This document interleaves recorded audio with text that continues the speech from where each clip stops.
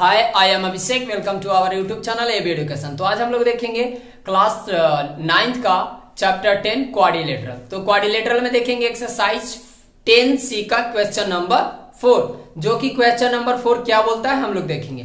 Question number 4 देखिए क्या है कि M and N are the points on opposite side AD पे और बीसी पे है ऑफ अ पैरेललोग्राम एबीसीडी एक पैरेललोग्राम है सच दैट जो एमएन है passes through the points of intersection, जो कि पॉइंट ऑफ इंटरसेक्शन ओ पे पास कर रहा है ऑफ इट्स डायगोनल एसी और डायगोनल क्या है बीसी, जो डायगोनल है सॉरी बीडी एक डायगोनल है, एसी और बीडी डायगोनल्स है।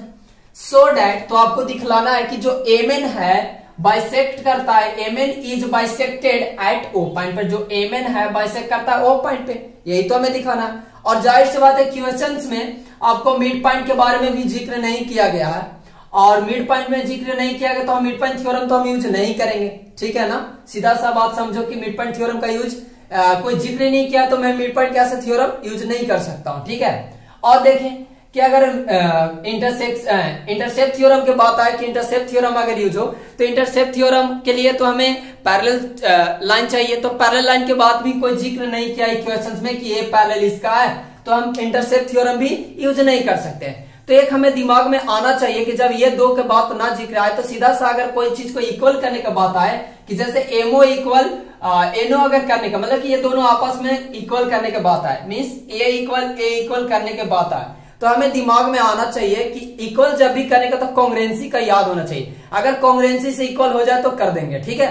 तो देखिए यहाँ पर कॉन्ग्रुएंसी लगाकर इक्वल कर सकते हैं, आराम से कॉन्ग्रुएंसी से हो जाएगा, तो कॉन्ग्रुएंसी आप लगा सकते हो, ठीक है। तो देखिए यहाँ पर जो और क्या मैं बोलूं कि ये आपको मेरा मोटिव ये नहीं है कि आपको सिर्फ हम ये क्वेश्चन का आंसर छपवा दे, मैं उतना डिटेल में तो सारा गिवन नहीं लिख सकता हूँ। ऐसा लिखा सकता है कि एम ओ एन है जो एक कर सकते हैं आपका पॉइंट्स है, ठीक है। तो ये सारा मैं उतना गिवन नहीं लिख सकता हूं, मेरा ये उद्देश्य है कि सिर्फ आपका समझा देना, ठीक है। तो उतना मैं नहीं करूंगा कि आपको पूरी तरह से मैं छपवा दूं, ठीक है। मेरा उद्देश्य सिर्फ समझा देना, कॉन्सेप्ट को क्लियर करा देना। तो देखिए मैं इसे क्लियर करता हूं, ठीक है। तो अगर आप आई थिंक मेरा बात को अगर समझ में आया तो आप समझिएगा, ठीक है। देखिए आप ध्यान से समझिएगा क्या मैं बोल रहा हूं। तो ये दो अगर मैं क्या करता हूं कि ये दोनों का में बाइसेक्ट मींस कहता कि जो एमएन है बाइसेक्ट करता है एट पॉइंट ओ पे, ठीक है। तो ए इक्वल ए अगर मैं करता हूं तो ए इक्वल ए करने के लिए हमें इस ट्रायंगल में चलना होगा, इस ट्रायंगल में चलना होगा, ठीक है। ये दो ट्रायंगल में चलना होगा। और क्या कर सकते हैं, ये इसके इक्वल कर सकते हैं, ठीक है। और क्या कर सकते हैं, ए इसके इक्वल कर सकते हैं, कैसे बाय आपका अल्टरनेट से कर सकते हो, ठीक है। तो देखिए मैं इसे कर दिखाता हूं, ठीक है। आई थिंक मेरा बात समझ में आ गया होगा। तो देखिए मैं इसे आराम से कर दिखाता हूं कि कैसे होगा। सो तो यहां पर लिखेंगे जिक्र है कि ये दो ट्रायंगल को मैं कॉन्ग्रुएंट कर रहा हूं। देखिए तो इसमें करेंगे इन ट्रायंगल चलेंगे एम ओ ए में चलेंगे, एंड ट्रायंगल को किसको कॉन्ग्रुएंट करना, इसमें चलेंगे एन ओ सी में चलेंगे, एन ओ सी में। देखिए ध्यान से एन ओ सी और एम ओ ए ये आपका आ रहा। इट मीन्स एक चीज और ध्यान दीजिएगा, सॉरी ये ट्रायंगल लिख देते हैं, ट्रायंगल एन ओ सी, ये ट्रायंगल एन ओ सी, ये ट्रायंगल हो गया एम ओ ए, ये हो गया, ठीक है। देखिए ध्यान से ये समझिएगा, आप जब भी अगर बात आता है कि ट्रायंगल कैसे लूं, तो अगर मैं ट्रायंगल को एम ओ ए लिया हूं तो क्या होगा ना, एम ओ ए सर आप इसको कॉन्ग्रुएंट करते हो तो इस कॉन्ग्रुएंट को ये इक्वल कर सकते हैं ऐसे सी ओ एन, तो ये आपको गलत हो जाएगा क्योंकि ये हमें साइड इक्वल लेना चाहिए, तो ये आपको कभी ट्रायंगल आपस में इक्वल नहीं हो सकते, ये गलत हो जाएगा। और देखिए एम ओ ए इसके इक्वल हो सकता है, किसके, तो देखिए तो ओ एन सी का ए भी गलत हो जाएगा। तो इस तरह का गलत आप नहीं कीजिएगा, ये गलतियां आप नहीं करना है, ठीक है। ये चीज ध्यान रखना होगा कि जो ए साइड का मैं ले रहा हूं, एम पहले ले रहा हूं तो इसमें भी एन पहले लेना होगा, ठीक है। जैसे एम तो एन, उसके बाद ओ आ रहा है तो ओ आपको इसमें भी एन के बाद ओ ही लेना है। और भी क्या कर सकते हैं कि अगर आपको ए आ रहा है उसके बाद तो यहाँ पर सी आ रहा है, तो इट मींस कर सकते हैं एम ओ ए और एन ओ सी, इस तरह से होना चाहिए। तो देखिए मैं इससे दो को कॉन्ग्रुएंट करता हूं, ठीक है।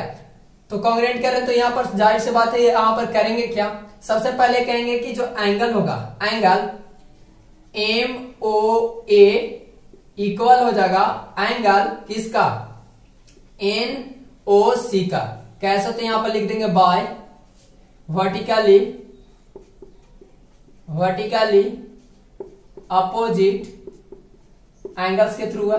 ठीक है, ये बाय वर्टिकली अपोजिट एंगल से हुआ, ये इक्वल हो गया। और भी देखिए और क्या हो जाएगा, और भी देखिए ये वाला एंगल और ये वाला एंगल आपस में क्या हो रहा है, इक्वल हो जाएंगे। कैसे, तो यहां पर देखिएगा, लिख देते हैं एंगल लिखेंगे MAO इक्वल एंगल N, यहां पर देखिएगा NCO,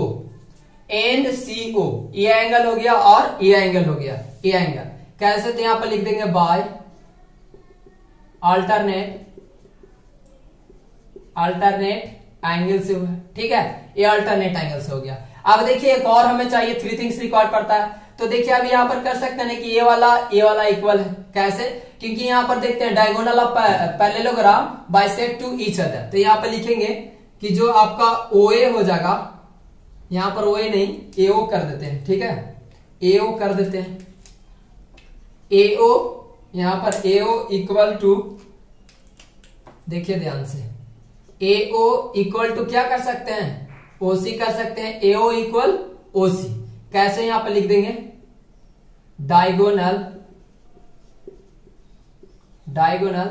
of a parallelogram bisect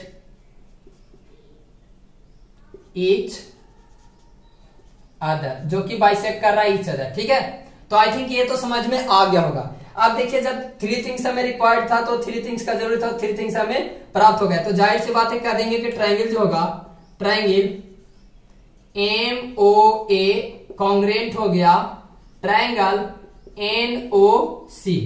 कैसे, बाय देखिए ध्यान से, 2 का एंगल आ रहा है, तो angle side angle correct area से, ये आपका हो गया कॉन्ग्रेंट। ठीक है, जब ये 2 आपस में ट्रायंगल कॉन्ग्रेंट होंगे तो दियर पार्ट्स इज आल्सो इक्वल। तो जाहिर सी बात है कह देंगे कि जो MO होगा इक्वल टू NO इक्वल हो जाएंगे कैसे, CP/CT से। अब देखिए ध्यान से और भी कह देंगे कि यहां पर लिख सकते हो कि MN बाइसेक्ट एट O, ये आपका यहां पर प्रूव्ड हो गया। ठीक है, यहां पर आपका ये प्रूव्ड हो गया।